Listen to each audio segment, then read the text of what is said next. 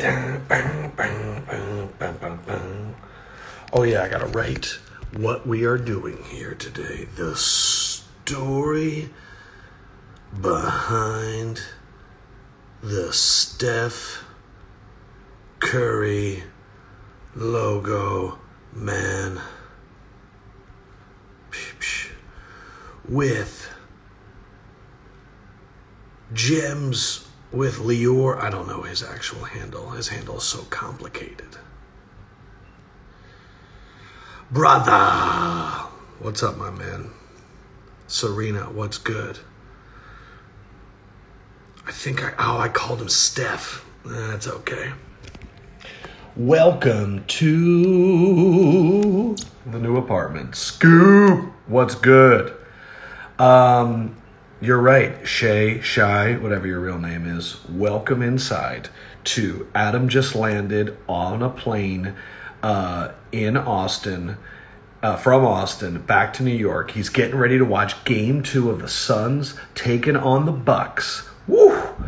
I think the Bucks are going to make a comeback tonight. But we are going to have my guy, Leore Avidar, from Alt, come on. They just acquired, most importantly, a card that if you're in the hobby of sports cards, Leore, I'm going to let you in. I'm just doing an intro. And Jordan Schultz, you're a weird guy. He acquired a Steph Curry Logoman. Okay? So that you guys on... Oh, I see that he's asking to come in. I love it.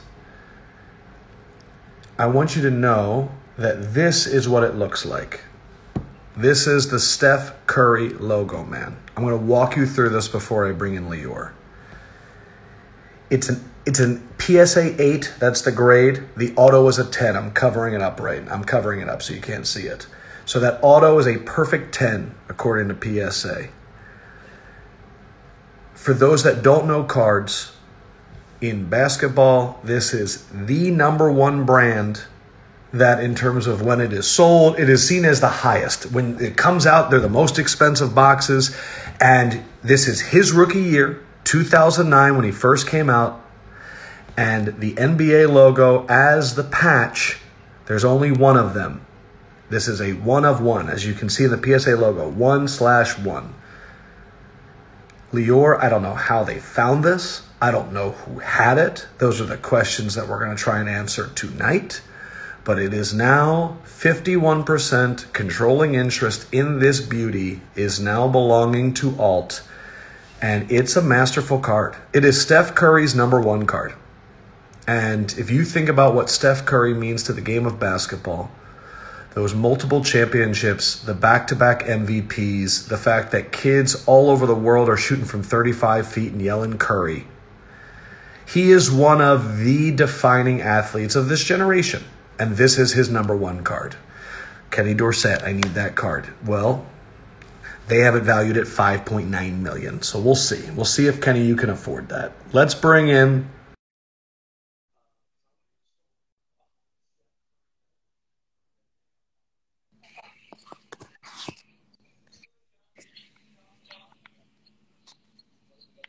Oh, no, I can't hear you.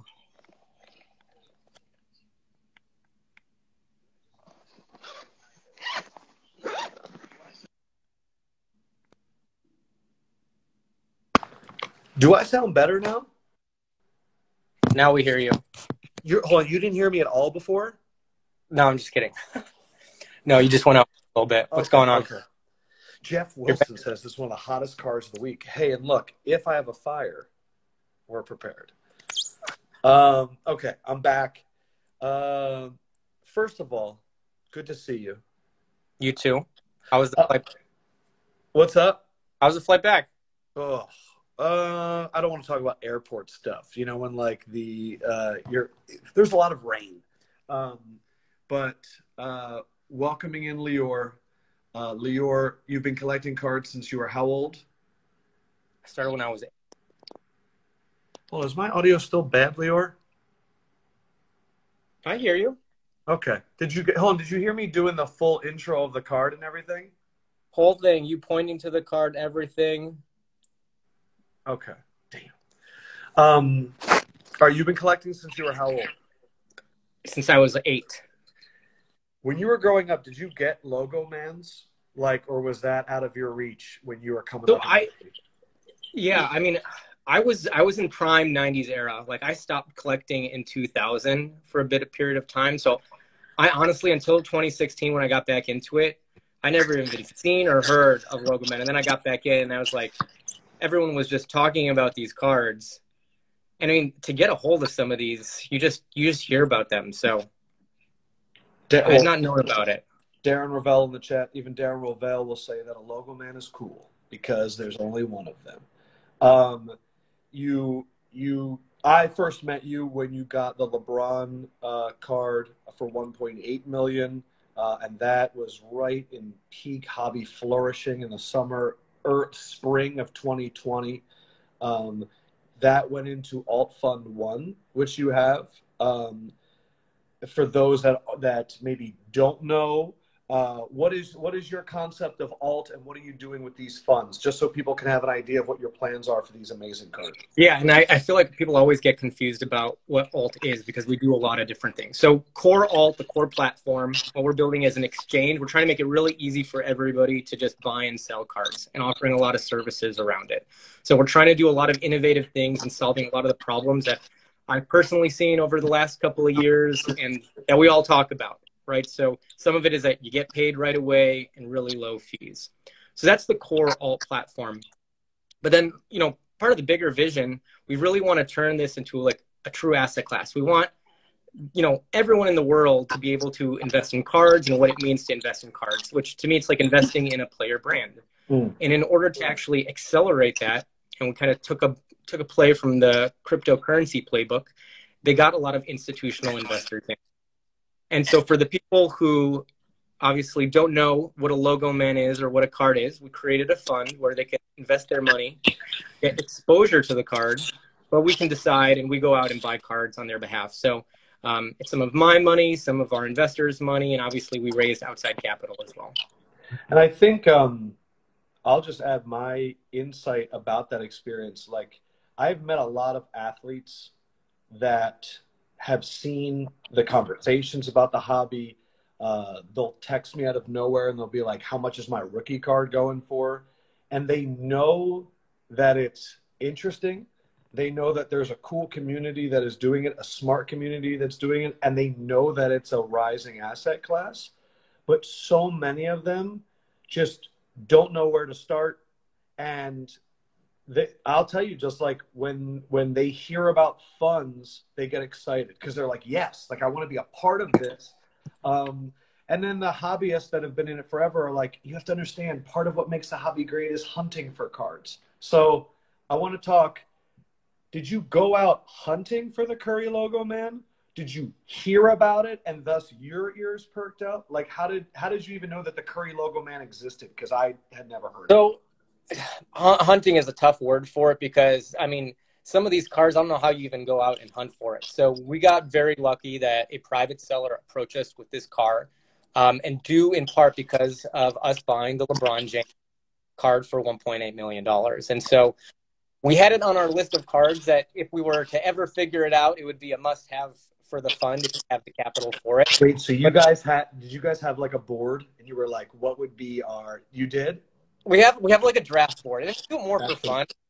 If you think about it, and a lot of people know me, Chris, and Daria are the ones who manage the fund. This is we're doing this a lot for our 8-year-old selves and all the people who love these cards. We want to get the coolest cards, right? We want to get those grails so that we can. And one of the concepts that hopefully will come out soon is we want to show them off. They're not meant to just stay in a vault. Like, these are things that we want people to see, because let me tell you, when I saw that Curry Logoman in person, like the feeling that you get. You have it with you right now? What? You don't have it with you. I wish I had it with me right now.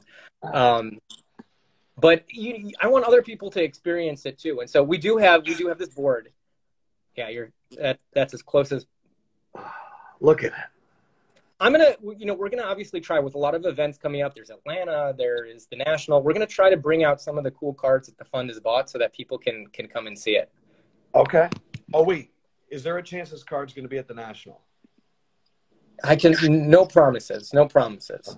All right. I will tell you the logistics of, and we can kind of get the logistics of moving cards like this is just nuts. Like you start learning about all these different things that you never had thought about.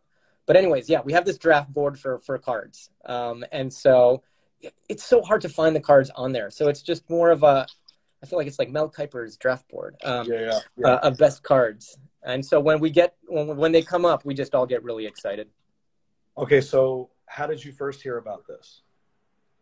I mean, literally someone messaged us and said, hey, I have this card. And I was, I need to know some granular details. Was it like an IGDM? It was an IGDM. And it said, I have the Steph Curry logo, man. It was a throwaway. I don't remember all the details. I probably have to go look. It was a throwaway account from, again, a private seller who just said, I have this card. I don't remember exactly what we were talking to. They were probably looking for some card, and we just started talking. And then I was like, whoa, this is amazing. This is the coolest card ever. And a lot of the times you're like, I got to see this card, right? Like, do you actually have it? Do you not have it? Because my first instinct would have been to call bullshit. It would have been like 100%. Or some people, and they say they have this card and they send it to you and it's a variation, right? Or it's not the exact card, or it's not the rookie card, right? And no, this was the real deal, 100% the real deal. And again, to be honest, I was skeptical up until the point that we got it graded at PSA, and then we got out ungraded. Ungraded. Wow. How did he have it? Like in a one touch? Like was it? Man, it was well protected. Okay, so really quick, I'm just going to do some clerical work. Those that are commenting right now that have questions, I'm going to get to them. I just kind of want to hear the story of all this. But Buster does ask a good question was, do you know the provenance? Was it pulled? Do you know how this guy got it? I don't. That's actually a really good question. I know the person who had it for quite some time. I don't know the full backstory. Okay. Maybe one day we'll find out who was I would love to know who originally pulled this card. I mean, and when they originally pulled it, did they think it was a big card? Right? It must have been in 2009. And again, some people might know more than me on this one, but I don't think Curry was that, it took some time until he came into his He had an amazing self. run at Davidson. He absolutely was a well-known guy. There was a lot of doubters. And by falling in the draft, he was still a top 10 pick. But he had early ankle injuries where people were starting to call him a bust. But the fact that it was raw, you have to imagine that any logo man, I see if I see a kid pull a logo man of Gogo Patazde right now, he's like, you know what I mean? So that must have been amazing. Okay, so Carvin weighing in, Carvin the legend. Card was probably a $1,500 card in 2010. So think about that, 11 years later. But also this is Stephen Curry. This is Stephen Curry. And then Buster, imagine the thing, this is a $1,000 card. Okay, so you hear about it, and then who went to go check? Who went to go check that if this card really existed? So yeah, we go to the registries. We start looking up for what other cards look like to see if it looks like the same. And again, I'm willing to entertain a lot of these things because usually you do a contingency based on authentication, right? Gotcha. And so, everything looked good, right? And sometimes, again, some people, you see it on eBay sometimes where people will just take a picture of something. They don't own the card. So until we saw it, I would say once we got it in hand and then we got it authenticated, the probability kept increasing over time that it was real. I know you. And what I appreciate about you and what I appreciate about people that are really good at markets and investing is that any wasted time is hurting value because time is money. And so I know you, and I know that you probably looked at him and said, I'll buy it off of you right now. But I would imagine that he was like, I'm not giving it up that easy. So can you kind of give me the dealings of the deal? Because no one's giving this up easy. Yeah, and maybe I think people who are outside of the day-to-day community who are buying and selling cards, anything man, I feel like anything over even like $3,000 is a large amount of money for anybody, right? How do you ship it? Who are you? Like, how do I know that you're, like people, you got to build rapport like really early on. Yeah. And so, I just got to know this person over a period of time. We were talking about the card, what their plans were for it. And, over time, when there was an opportunity for the person to sell it, I said I'd be very interested in buying it. So it was not a one-day type sale. How did it go? So you sit down and he's like, this is the 2009 National Treasures Logoman 1 of 1, Yeah. Steph Curry, raw. Yeah. So was it like part of the deal too? Like, okay, I'm going to get it graded. Like, I feel like. Yeah. I mean, so deals of these size are very complicated. I think first is just, you got to align on price, right? Cause you don't want to waste anybody's time. And, in a card like this is an expensive card. Like, it off the top of the bat. And so you need to make sure that you're not lowballing anybody. And so it was first making sure that, the seller had a reasonable price in mind, right? I was worried they were going to come in and say $20 million, right? And so I think, the person happened to be very knowledgeable about the hobby. And so, when we price cards, and we've done over 200 private transactions for the funds right now. We do valuation, just like people value companies. We go out and we look at the comps and we figure out, what is the range that we're willing to pay for this card based on the current market. And then we also say, hey, like, where do we believe this card is going to go? And then somewhere between the current value and where we believe the card is going to go is what we're willing to pay for it. Right. And so, there's that negotiation, but it's not that like, eBay messaging negotiation where like, can you do 10K, 9K, 9.5K done. It's a little bit more, because there's all the details. How is the money going to get transferred? How is the transportation going to go? Is it authenticated? And so these things generally have contracts and contingencies. And so once we aligned on a range of prices, the next thing was to do is let's get it authenticated, right? And so that was probably the biggest ordeal. Again, was it an ordeal? Like, I want to know about some of the stresses.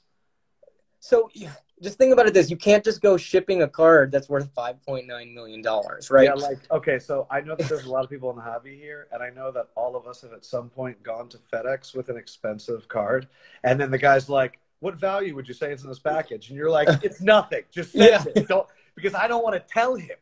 And so you can't do that with the Steph Curry logo, man, and be like, so how much is in here? And you're like, nah, it's just some old cards. It's nothing.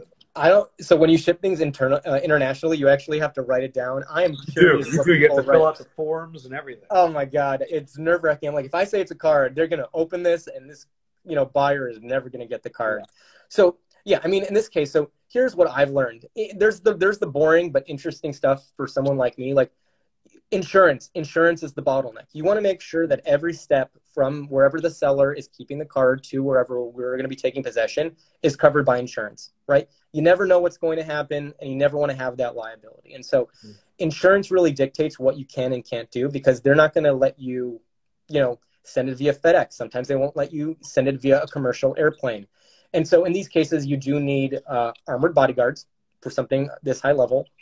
And then generally, depending on where the location is, you either need to send it through like a Brinks type or a Malka Amit type truck, or a... Ooh, well, I never heard Malka Amit. Malka Amit, yeah. So Malka Amit is probably one of the leaders in, what are they called? Those security trucks where they... No, this is interesting. Brinks is the only one I've ever heard of, so I like... Brinks is, yeah, I think Brinks is no longer, unfortunately, the market leader. Wow. So you need to go to some of these people, and then again, if it's across state lines or if it's a longer and you have a short-term timeline, you need to actually get some sort of like private air transportation. And there's a lot of different ways to do that. And again, it's all dictated by the insurance company because they're trying to mitigate risk. Was this card at any point handcuffed to anybody's arm? That's a great question. Probably not. Probably not, but close. Probably close. It was under heavy security from end to end with multiple people. How much information can you talk about the seller, and why does he want to be private? Yeah, he wants to be private, so I can't share anything about the seller, and that's obviously his right. So I can share anything. Twice if he's in the United States. I'm not going to say any details. Okay. He's now a good friend, and I want to make sure that he, I've learned a lot from him, and we've become good friends. And I appreciate it. Not everyone wants to be known, right? These are life-changing things, and I sometimes when I buy a card don't want anyone to know, right? Because then I know that some people are going to be like, oh my God, he owns this card and he might want this other card. So everyone has their own reasons, why they want to keep things private. It is tricky just because the prevalent thing in our world right now is NFTs and blockchain, which is all about transparent transactions. And at the same point, there's a large portion of the hobby with a lot of stored value in cards that really doesn't want that public. And it's just an interesting dichotomy in the world we're at with alternative assets, Totally. I mean, listen, I think it's not even alternative assets, it's all assets, right? Like, especially like in the investors in crypto, some people want to be super transparent with themselves in the community, but they don't want to be transparent with the government, right? And so you find, like the market dynamics across different asset classes changes. I think more transparency leads to more fairness, but it also leads to more regulation. So I feel like there's polarizing opinions on both sides. And, with more transparency, you win a lot of things and you gain a lot of things, but you also can lose a lot of things too. So I can't control everybody, right? Obviously with alt, our goal is to provide more transparency and liquidity. Yeah. So whenever anything gets bought or sold on alt, we record the price. Shout out to Alexis Ohanian, who is in the chat. When can he see the card in real life is his question. So let me say this to everyone out here. My goal with alt, and especially with the fund, is to showcase these. So we have now acquired probably over 200 cards. I think publicly we've talked about 4 of them. Our goal over the next year, and we're still early, like you guys got to remember, we launched alt publicly 3 months ago. We are probably going to have a pop-up museum type concept in some cities over the course of the next year where people can come and visit, interact, hang out, and see these cards.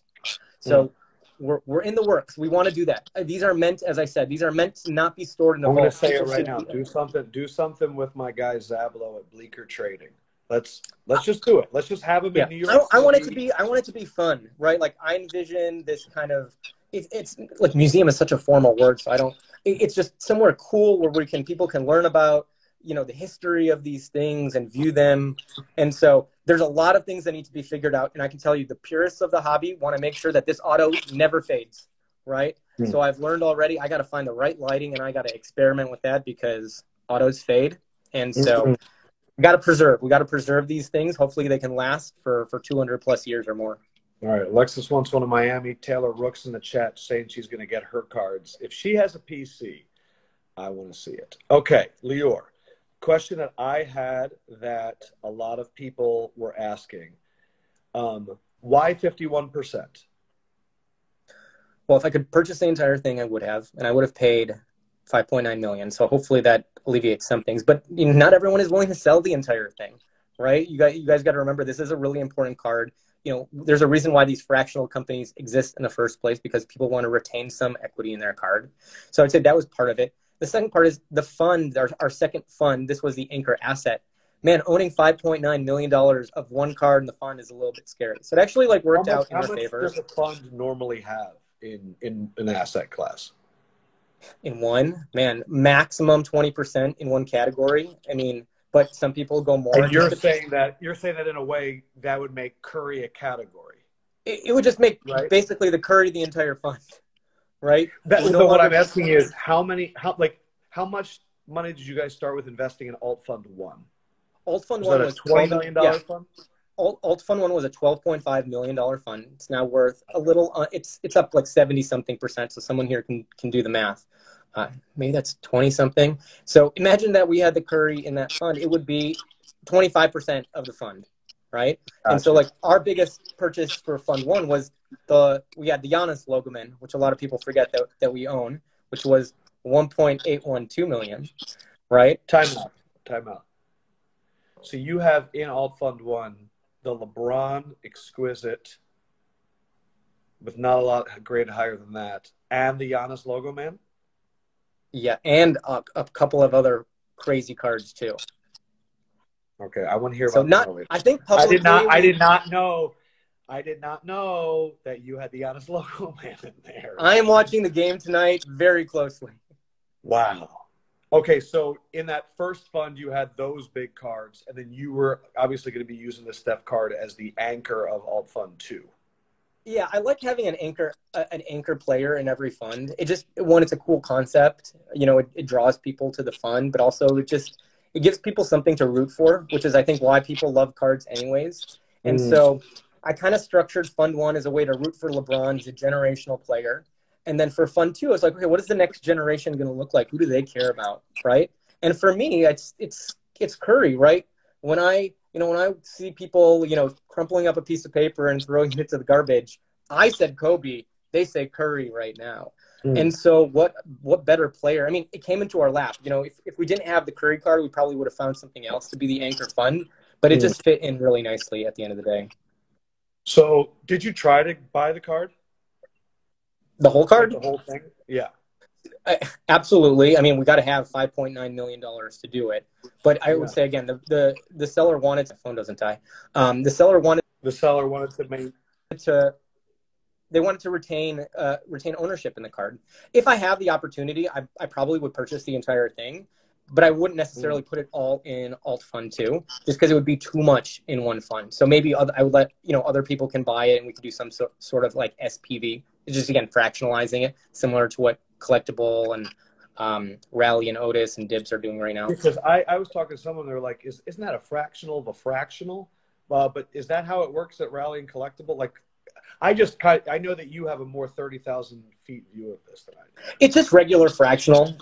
So in this case, you can think about the Curry card as the thing that we fractionalized. 51% went to Fund 2. The other 49% is owned by this private seller. If he ever decides to sell more or we decide to buy more, we can buy it and put it in other entities, right? And so who actually owns different percents of it can be done in different ways. I mean, for all I know, other people are going to be interested in investing in it. Shai is saying what the hobby is talking about. Can Leore just say out loud, we didn't buy the card, but we own 51% of the card at a valuation of $5.9 million. Would you say that is correct? We own 50. So we bought the 51% of 5.9 is 3,009,000. So we paid in cash 3,009,000, right? And again, the implied valuation, which is again a terminology that's used in finance, it basically allows people to know, how did you agree to a valuation? How do we come up what 51% is worth, right? And so that's how we did it, right? So 3,009,000 divided by 51% is an implied valuation of 5.9. How many pages of paperwork are there for this deal? So, I'd never done something this big. So I took a playbook of how, you do it in Silicon Valley, which is the first thing that you do is it's called a term sheet. It's just high level. It's a one-page document, just aligning on terms, just so that it's simple and that both sides don't have to go through like 20 pages of stuff before you actually just agree. So it's just a high level set of terms. Are we on the same page? And then you basically send it to the lawyers, and then you basically put this whole ordeal together. I mean, it's basically, we made it a little bit more exhaustive because this card is going to carry on in the future. The seller might want to sell shares, and we want to make it really easy for him or her to do that. We might want to sell shares in the future. And so you just want to think through all the different things that can happen in the future so that everything is set in stone. Have you held the card yet? I did. Yeah. When it got back from grading, it made its way to the vault, and I happened to be there. How did it feel? I mean, pretty cool. The coolest part was to put the Giannis and the LeBron card next to all three of them together.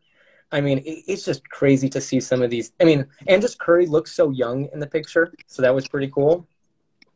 It's 100%. You have now Curry's and Giannis's, and those two are two of the most matured players from their, like when they first came out, and the way that their bodies have changed until now. Yeah, that is a really interesting part. Giannis, oh my God, he looks so skinny and young in his picture. Oh, it's insane. From the beginning of, we got a DM about a Curry logo card to we've finally agreed that we were going to take controlling interest? How long did that take? Months. 3+ months. And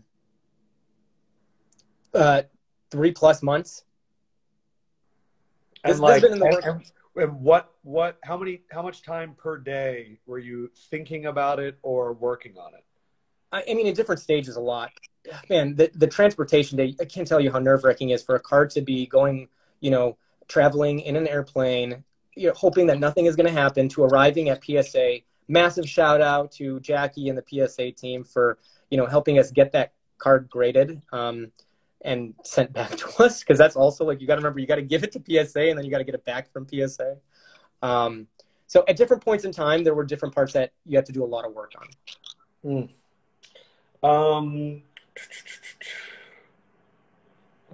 What else do people want to know? My biggest worry is that the phone is dying. I know that some people were. I think I just kind of want to hear your overall thoughts about what does this mean for the future of ownership in the hobby, because the way that a lot of people look at it is you put cash in my hand and I hand you back a physical object. And yeah. I know that you look at the hobby, you're looking at it 5-10 years from now. You're looking at it as, as this grows and gets taken more seriously, what kind of growth, what kind of change are we about to go through that you're seeing that maybe not everybody is seeing right now? So, yeah, I mean, there's going to be a lot of innovation, and I think the community can be pulled in a lot of different directions. Here's what excites me, and obviously this is my personal experience. I find that the people who are dabbling, they generally are coming from, some people just appreciate the craft and the artistry with art specifically, right? And so I think a lot of push into the future of art. Right? You people who are really interested in work, and this as a mechanism of betting, right? They've tried to do ISAs, income sharing, that you can benefit from. You're a little choppy on my end. I don't know if it's for everybody, but I wasn't sure. So you were saying about ISAs? Yeah, so ISAs is a concept to income sharing agreement. It's players can actually sell some of the future income that they get from their contracts. Yes. So I believe that there's a big part of the community that buys cards because they believe in a player and they want to basically share in the upside or bet on them, right? So that's another channel that we're getting pulled through. Fernando Tatis did that. Yeah, I think a couple of people, and Spencer Dinwiddie tried to do that with the blockchain. And then obviously, we have just the financial, right? People are coming into it because they see, people in the space making a lot of money. And so I think the cool part is I think we're going to be pulled in a lot of different directions. Different companies are going to be innovative in different ways. And so we're going to start seeing different concepts come up. Who knows which ones are going to stick? But the innovation and the money coming into this is going to come in all different directions. And so maybe just to like go through each one of them. I think on the artistry side, right, we have Panini, who's obviously like the main distributor. I think we're going to start seeing newer concepts. I don't know when the, you know, as these contracts starts getting renewed with the leagues, I think they'll become less exclusive so people can come in. Artists are going to start popping up and partnering with athletes directly. I think the distribution channels are going to change. On the sports side, I think there's going to be ways that you can just invest in LeBron, right? The cards will be the mechanism on how you do it, but you could just invest in LeBron or invest in Curry or invest in Giannis, and people won't have to worry about the card. I think there's some people trying to do that concept. I think Dibs has tried to do that, which has been pretty cool. And then you're going to get the financialization of it too. You're going to get the rallies, the Otis, you know, the Dibs of the world, collectibles, who are just like, hey, you can fractionalize it and people can just go buy a piece of, you know, a high-end card just to be able to get the return. And so we're going to see different things. We're going to see blockchain mixed in. We're going to see NFTs mixed in. Yeah, it's exciting. I don't know where it's going to end, but I see the future of it because I'm excited about culture, sports, community, and capital. And I think this is like a concentric circle of all of them. And so I want to help propel that forward. Like, I think it's cool. Like, I like this because I love finance. Like, I'm a finance nerd. I've been playing sports my entire life. And I actually appreciate art, right? Like, I got into this because I like some of the cards on how they look. My guy, I've always called him Shay, but I guess it's Shy. He has a good question, so I'm just going to go to him. As a fund manager, What do you think is a future value of this card to satisfy your investors? And what are the plans of this card, and where do you see it going? So for this, I don't do it card by card, but I do it for the fund. So my goal with every fund is to 10x the fund, right? So the first fund, 12.5, I would like to make 125. An average fund returns a little less than 2x. I think a good fund is 3x. I shoot for 10x. That's just been, what I think the elite funds can do. And so I'm always trying to push myself to go out there. So that's as the fund as a whole, particularly for this card. Over a 10-year period? Over a 10-year period. Okay. Particularly for this card, though, and I would say similarly for the LeBron, there are certain cards that are the stewards of the hobby, meaning if the hobby is going to take off, they're going to be the Mona Lisa, right? And so I think the LeBron is a Mona Lisa, and I think this Curry is a Mona Lisa. And so I live in San Francisco. I've seen Steph play in person. I think his brand, his international brand, I think what he means for the world and how he basically acts as a role model. I think he's done a really good job for that. And I think his brand is going to accelerate over the next 10 years. I think he's still early in his career. He's not on the end of it like some of the other players. If we're going to card nerd out really quick, I want to give Sports Cards Uncut the early MVP, because I could not agree more, and I know Carvin does too. 2009 is such a weird year for cards. When I first got in and I was looking at the Topps Chrome and all that, and then I heard in 2009 there was no Topps Chrome, and that it's just these weird headshots of Steph Curry and a beardless James Harden. And I'm like, time out. That's their rookie card? 2009 has always been weird.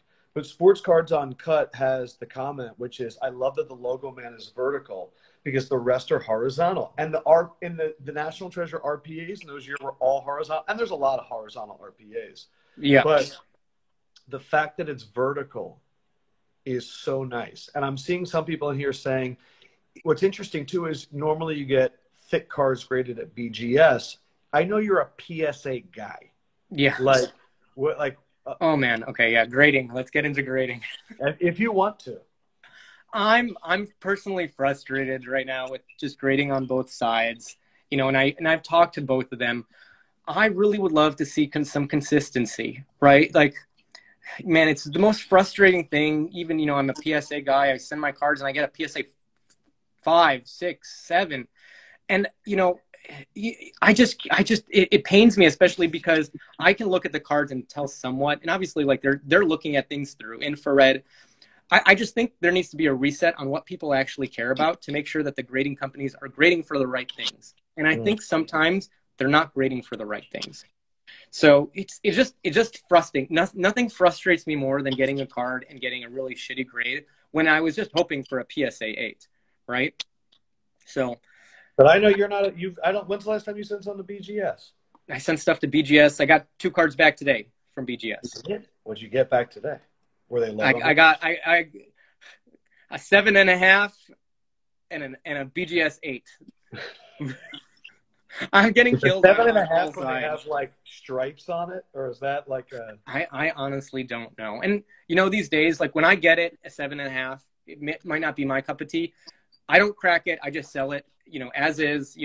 I think these days, you just kind of have to suck it up and say that's what it's graded, right? Yeah. But I do think that there needs to be a reset, right? And this is where the market has evolved. The grading needs to be done differently. We got to look at a community and say, what do we actually care about? And what are the orders that we care about? Do we care about corners? Yes, we care about corners. Do we care about centering? Probably. Do we care about infrared, that the card, if you'd like put it under like black and white infrared, shows a smudge underneath that no one can see with their eyes? Yeah. I just don't think that people care about it, right? And so like I just think we need to be able to we got to align as a community. I'm big on listening to the customers and getting feedback, and then we got to programatize it. No more human. Well, you're cutting out. Grading cards. No more humans.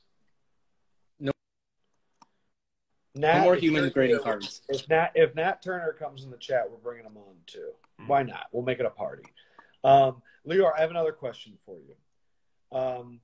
I like having the real conversations with you because I know you're not afraid, because as I've said to you privately, you went out there and did the hardest part, which is finding the person and getting the card. people seemingly got upset about marketing, and they got upset that you guys announced it was the most expensive card ever sold. I said in a chat with a bunch of collectors, I believe that there should be a world champion heavyweight belt that gets passed around from who spends the most money on one card. So Shine had it, and then, you know, my guy Rob Go will have it. And then you came out and you said, I want the title belt. And then they're going, time out. You only pay 51%. So I know that annoyed people. Yeah, and again, so this is the part that's hard. Like, you know, when you're trying to market, and the goal of, you know, marketing a transaction, we want to tell people about this industry, this asset class, right? We all want to grow the pie, right? And so in that aspect, we are an ambassador of the hobby. When you put out something to the PR wire and people can go look on it, we said, hey, we purchased 51% of it, right? Lots of people, by the way, misuse that in different ways, and then it gets propagated. There were like half a dozen articles that said we brought the last LeBron for like $5 million, which we didn't, you know. And so, you know, the best thing you can do there is just go and correct people. Just again, like we purchased 51% of the card for $3,009,000, and so I believe it's the most valuable, right, card, and I think we own that. But we did not pay. Not the most expensive. Choppy again. You're choppy. Man, this is what happens when you're in a hotel room. I know. Sorry. All right, wait, hold on. So keep going. You were saying we did spend $3,009,000 on it. Correct, but we do not have the biggest single transaction, right? And so I think these days, you know, we're moving. The hobby has evolved. We now have fractional. We're still learning the semantics, right? But I think we got to just like, let's understand the purpose of what we're trying to do here is we're trying to get new people to come into the industry. We're trying to make it more aware so that the pie gets bigger, right? And so at the end of the day, you know, okay, like I think we can have different awards for different things. The goal is not to get the award, right? The goal is to say, hey, we found a cool card. Here's how much we paid $3,009,000 for it. Yeah. You know, do what you wish with that. We think it's cool. We think this is an awesome asset class. We want people to come and listen to the story on why we bought it. But, you know, we're not out here trying to chase certain records or like that. Gotcha. So you're in your way, because if you would have said we spent $3,009,000 on 51% of this Curry card, then normal media people like myself would have been like, what the fuck does that mean? Well, yeah, we applied valuation. We thought they were, again, I didn't even think this hard, right? 51%. That was like the transparency that we wanted to provide. It's like, we didn't buy the whole card, guys. Right. Like, let's be very, right? Like, why else would we include 51%? Well, you got it. And so how far along are you right now on Alt Fund 2? How many cards total are in Alt Fund 1? Like 100? I have to check the last check. No, there's definitely over 130 cards in Alt Fund 1. And there's, I will say this, other Logomens, a few shields, and other players' best cards. You know, we got lucky that Alt Fund 1 started in a really interesting time, so we were able to get a hold of some of them. Alt Fund 2 is early, so we open up the investing when we get the anchor card. Obviously, some people invest beforehand who obviously know what we're doing and believe in us, but it's just the start right now. And so anyone who's an accredited investor who's interested in, you know, owning, again, it's not just the Curry card, it's a couple of other cards, can send us a message or support at onlyalt.com. My guy Latrinko asking, is Alt Fund 1 closed? And I believe it closed last year, right? Fully closed, fully deployed. Let's go to 60,000 feet. The hobby experienced a super boom in the spring of last year. Last Dance happened, went even harder. Then like August, September, there was a pullback a little bit. Then January, February, there was a monster explosion. And again, this is not all cards. It's just there were certain cards, whether it was the Jordans or the LeBrons, that seemed to carry the narrative the most. And then it seems like we, at least from my perspective, it hit a dip. Now, the something that you've always believed in, rare serial numbered cards really haven't dipped at all. It's been a lot of the base that's dipped. We are now a few weeks away from National. And in addition to your purchase, Gary, my guy Gary V came out and said he's going to go to National and hoover up some MJs, which I just love the way he talks. It's the best. Not is the market going up or down, but how alive is the market right now? How alive? Like how much energy is in this market? I think we're still, again, we're learning how to talk about. So one of the things that Alt is doing, we're coming up with different indices. And there are some indices out there. You're choppy again. Sorry. All right, 1 Oh, man. Well, tell me if I get choppy. But one of the things that we're planning on doing is creating different indices. And there are some indices already out there. But true indices, the way that kind of the S&P 500 work, the market is not a singularity. There's different parts within the market, right? There's the low end, there's the mid end, and then there's the high end, right? And then there is difference in different sports, they behave differently, right? And so I think when people talk about the market as a whole, we don't yet have a shared understanding of what that means. What is the market as a whole? Are we talking about the high end or the low end, right? If we're talking about football market over the last 3 months, the football market's gone like this. Sam Darnold cards are going up, you know? And so at the end of the day, we have to be very explicit and we need to have a shared understanding. So I think the first step is I want to put something out there that has that, right? Now, based on my shared understanding, I think different parts of the market have been going down and have been going up. The low end of the market, these base prisms, right? The base prisms generally fluctuate heavily in the off season because there's no catalyst of events. So they go down, right? They basically are shares of players. So during in season, they have a really high correlation to player performance. Those are like the closest things to shares. And so I think those have the less artistry involved and people are basing them purely based on performance. Those are like literally stocks for players. I kind of think it's dead. I don't mean dead, but I think that I don't think they're as much of a commodity card as people were thinking they were going to be. I don't know. You can disagree with me, but I really feel like there was some money that left the hobby for a little bit, whether it was exploring in NFTs or was exploding in digital assets. I felt like some money came out. But totally, and it's definitely the low end of the market. The low end of the market is the most susceptible to volatility because it's so liquid, right? And so if you're going to sell something, are you going to sell your high-end card or your low-end card? Probably your low-end card first. Liquidating the low ends, Yeah. So the liquid cards really have the most volatility, but I do think that people see it in season as the best way to capture like in-game performance or week-to-week performance. So I think there's definitely something there. The high end, you get a lot more artistry involved, right? And so I would say it's a completely different market. They're so rare that it's less susceptible to volatility. Like if you find let's say like a gold prism of Kawhi Leonard, there's 10 of them. It's hard to get, right? And the people who are going to sell them aren't going to be just letting them go for 50% of the cost. So there's a lot more price stability at the high end of the market. And so again, like we're still learning how the different markets behave, right? But we need to have a shared understanding because they are very different.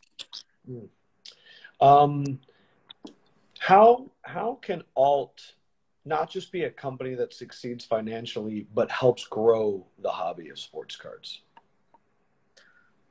I mean, education is probably the biggest one, right? So we're starting to educate people. I mean, there's so much knowledge in the hobby. I mean, how many times do people see cards and like, I've never heard of that card before, right? Or that's not a true RPA. There's all these little things that I think people need to learn. And so we got to make sure that the information for someone who's new to the hobby to buy a card is really easy, right? Like I have a lot of friends. What about not the new people? What about the people that have been in it? Like what can we provide them? Yeah, because as someone that's been in the hobby and has had to buy, sell, trade, manage, you've experienced it all as a collector yourself. Like, what do you guys think you can do for the current investors that know what they're doing? Yeah, it's probably ease of use. So you want to buy, you want to sell. Let's make it really easy to just sell it and get the money, right? Minimize the cost. I mean, it's hard for me to believe that a market so large, $20 billion, you look at some of these cards, you don't need to charge 20%, right? It's not needed these days, right? And so if you look at the stock market over time, that commission fee, now it's zero. You go on Robinhood, it's zero. And so I do believe that our market is heading towards zero fees in the next couple of years. And so just coming out there, that's why we did 1.5%, right? We believe the market is going to move forward. There's enough liquidity. Let's not play games. Let's just make it really efficient for people. And then the last one is information, right? Those of us who have been in the hobby the longest know that information is the most important. It's like the most important currency. If you know what a card traded for privately, you're going to have the best information to know what to pay for a card on eBay, privately, or anywhere else. We've got to start making more of that information available. And it's hard, right? And so I'm not going to be able to make the entire hobby completely transparent, but I at least can make it so that when you transact on alt, you can go and look it up. And I can make sure that when it transacts on other platforms, we can help showcase that data. How do we, using the Steph Curry Logoman purchase that you just had, but also protecting the identity of the seller, how do you show the transparency of a private sale for that, but then also all cards that we're avoiding shilling, we're avoiding price inflation? You know what I mean? Like how can you show it for the Steph one and then overall as a hobby? Yeah, I mean, I think it's your brand reputation. So we've done it's got to be over 200 private deals right now. We've signed these contracts. A lot of people in the hobby can showcase if they are wanting to, right? The contracts that we have done with them. Many people have copies. And so we have pretty vanilla, at this point, vanilla contracts that showcases like what it does. And so people who have transacted with us can say, hey, here's how we deal. Right. And so that's one. I mean, at the end of the day, if you're a fund investor too, you get you get basically our income statement that shows how much we pay for every single card that we have in our inventory. Right. And so you have all of these things. And so I don't think that just showcasing like a Word document is going to all of a sudden everyone's going to be like, the document is real. Like, what is a real document these days? Everything is still based on trust. Right. And so people can be as skeptical that they want, but just go around asking people who have dealt with us, who have either bought or sold a card from us on how we work. And you can take a look at some of these documents. How many cards are left on that hit list? And I haven't looked at it. And was making the hit list one of the most fun things you've done? Yeah, I mean, we're also evolving it. So, the fun team, so Chris, Darius, and I, and a couple of others, we meet regularly every single week. And we go out and say, what cards do we want to purchase? And, each one of us is sourcing different cards. We're always working on a deal, right? Just like everyone else, there's always a chase, right? And sometimes you don't even think about a card, and then you're like, can we get this card? And so you're reminded of a card. Also, like, think about it. Players' brands change up and down. So a player that we had never thought of before all of a sudden becomes really relevant, we might want the card, right? Carvin said, all should be buying wax. From what I remember talking to you, you're not a big wax fan. I'm not. Wax, just not to get too like investment, Leore. But you're not a safe investor, so that's why I don't think you like it. I love the joy of seeing the card. I don't want the theoretical joy that someone can get the card, right? Like if I got to buy a wax box, I'm going to break it open. Right? Your answer to Carvin would be, hey, it's nice to have a box that the Giannis Logoman could be in, but I'd rather have the Giannis Logoman. Exactly. Like I find the way I think about wax boxes is basically you're buying the draft class or the portfolio of all the cards in that year, right? But you don't get to enjoy it. Right. And so I think wax is a pure investment. There's no artistry in it. Right. Man, it takes a lot of like willpower to never open up that box. And so like every time I see somebody who has a crazy, some sort of like old wax box, I'm like the willpower that they have to have to keep it in their closet for 60, 90, I don't know, whatever. Like, damn.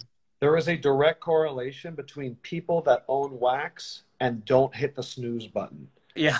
You know what I mean? Like I'm like, bloop, for the 5th time. Like if you leave like, hey Adam, there's some 2007 NFL Topps Chrome. Like, oh, it's getting open.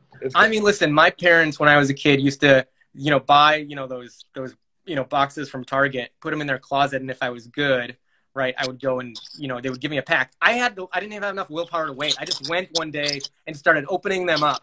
You know, you know what I mean? So Yeah. I could not do it for a high-end one at all. In terms of, I'm trying to think of,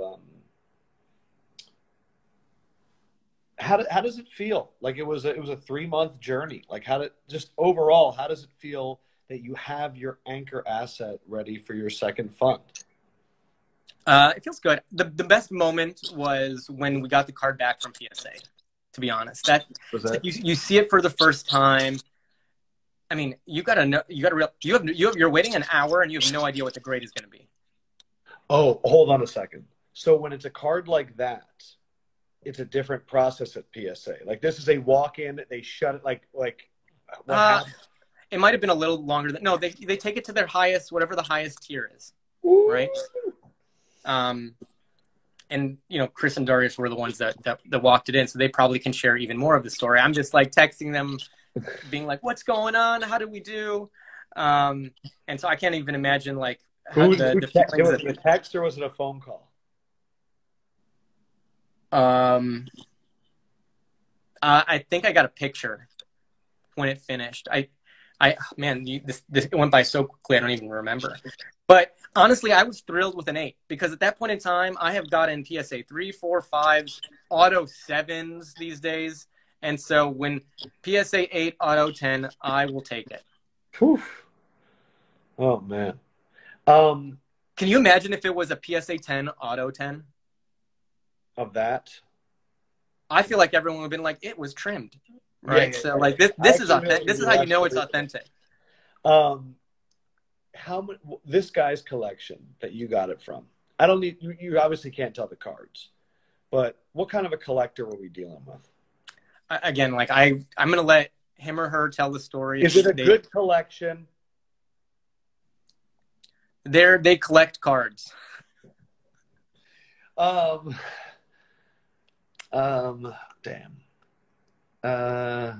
Is it Michael Jordan? No. Could be. Okay. Damn. Do you think that they would ever come on Instagram Live with me? Will you ask? I can potentially ask. And we'll backlight them, and then we'll change their voice. So they'll be like, I'm the owner of the card, and it's amazing. That'd be really interesting, actually. Okay. Are you rooting for the Bucks right now? Not only am I rooting for the Bucks because I have the Giannis card, but I was born in Milwaukee, which not a lot of people know. I did not. Yeah. So for all my Milwaukee friends, and obviously like Chicago is not in it. So. Yeah, you scratched your eye. It's definitely Michael Jordan. Michael Jordan definitely sold you that card. I got a bargain price. Let's look at the next year of the hobby, 2021 and a 2022. What are we thinking overall? I think I think right now, like, you know, we had the ups and downs. I think we're starting to see some of the cards that people are always looking at for market, as a market barometer to go up. So I think it's a good time to buy right now, to be completely honest. That's my personal opinion. I'm always buying. But I think, again, the innovation over the next year, I don't think people can imagine all the things that people are building. And there's a lot. Like, I see a lot of companies who are starting right now. There's a lot of kids who have really great ideas. So innovation is what to really watch out for. And I would say, like, it's, you know, we got to try to be open-minded for some of these new ideas. Like, it takes a lot for somebody to come out and spend time and raise some money. And, you know, they're pouring their heart and soul into a concept that they believe in. And so I think the best that we all can do is give whatever they're doing a best shot and some feedback, right? But just be open to it. I think people are going to try to take the hobby in different directions. It'll be, and we have a minute remaining, and I think you're definitely trying to take the hobby into that direction, into a funding intelligent way to get high-end investors to be a part of the best cards that exist. So first and foremost, congratulations. It's really, really cool. And I'm going to have you on again soon to talk about the rest of the cards in Alt Fund 1, because I want to hear about them now. And we got to do something cool. We got to, like, showcase them off in some way. All 130. we can get Chris and Darius involved because they've done all the hard work. And yeah, I want to do it like, you know, when they announce like new uniforms for a basketball team and they're like, here's Chris Bosh and the new Miami Heat. That's what I want to do. Yeah. And I want Michael Buffer to come out and be like, "Oh, you ready?" That's not what he says. Yeah. We got to do something cool. But let's get more people from alt involved. Like, there's a lot of people who do a lot of really great work. Ali Yang, Chris and Darius,